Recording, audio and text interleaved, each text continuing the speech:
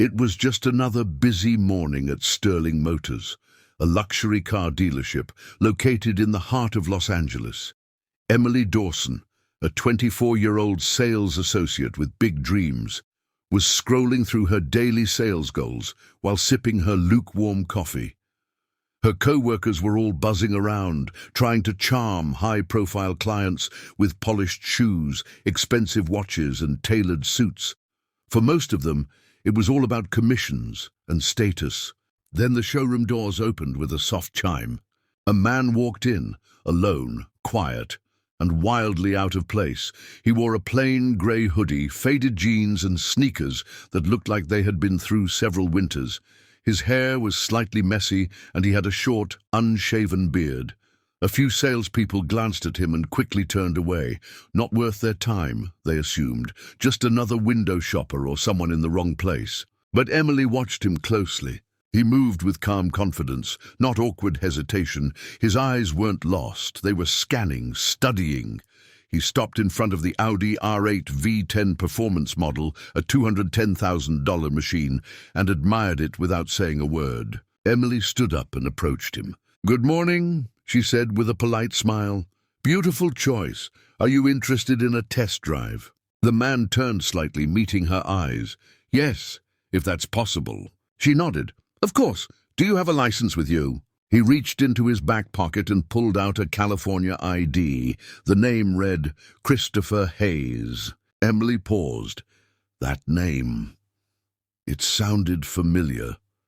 She couldn't place it immediately, but it stirred something in her memory. She quickly copied down the details and led him toward the car. As they drove through the streets of L.A., Christopher asked about performance specs, engine tuning, warranty options. Questions most customers wouldn't think to ask. Emily, impressed, answered each one as professionally as she could, all while silently trying to figure him out. "Are you a collector?" she asked casually. "No," he replied. "I buy things that matter, not things that shine." Something about the way he spoke made her even more curious. During a quick stop at a red light, she sneakily typed his name into her phone. Her breath caught in her throat. Christopher Hayes was the founder of Hayes Tech, a secretive but massively powerful Silicon Valley firm. No social media, no interviews, worth billions. He was known for avoiding public appearances, rarely being photographed and staying under the radar. Yet here he was, dressed like someone with $20 in his pocket, test-driving a luxury sports car. Emily tried to stay composed.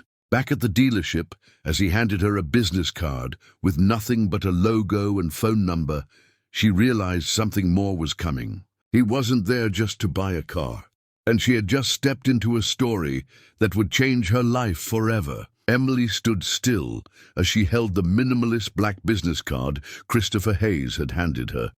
No email, no flashy branding, just a discreet logo that matched the name on the ID. And the name she'd just confirmed belonged to one of Silicon Valley's most elusive billionaires. He didn't say much after returning from the test drive. He only nodded once and said, "I'll take it, but I'd like the car delivered. The address is on the back of the card." She flipped the card over. It read, "Hayes Foundation, empowering homeless youth nationwide. Delivery address, San Jose Outreach Center." Emily blinked. "Wait, this isn't your home address?" Christopher shook his head. "No, the car's not for me. It's for one of the kids. He just got into college, first in his family. Figured this might be a good start." She was stunned. "You mean you're buying a $200,000 car for someone else?" He offered a small smile. "I had nothing once. Slept behind a diner in Fresno for 6 months when I was 17. No one looked at me twice, until one woman handed me a meal and said, 'You deserve more than this.' I never forgot that." Emily looked down, humbled. "Most people wouldn't remember, let alone come back to give back." He shrugged. "Most people forget what it's like to be invisible." Just then, the dealership manager, Mr. Reynolds, spotted them and rushed over. He had finally recognized the name from a high-end client database. His face flushed with regret as he extended his hand.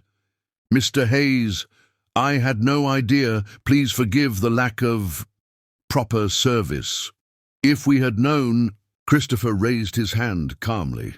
No worries. I wasn't here for special treatment. I was here to see how your team treats people who don't look rich.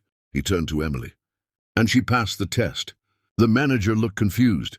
Test? Christopher continued, I do this twice a year. Visit random dealerships across the country. See who approaches the man in the hoodie instead of the man in the Rolex. Emily's mouth fell open. You test salespeople? He nodded. I offer them more than a commission. I offer them a purpose. He pulled out another card, this one with a direct number and his personal seal. If you're ever tired of selling dreams for others, come build them with us. The foundation funds education, housing and community programs nationwide. We could use someone who sees beyond appearances. Emily's hands trembled as she took the card.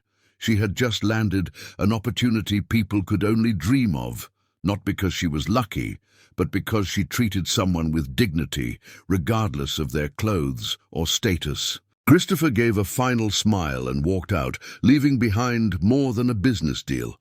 He left behind a message. Kindness is the currency that builds empires. And Emily? She didn't just sell a car that day. She opened the door to a new future.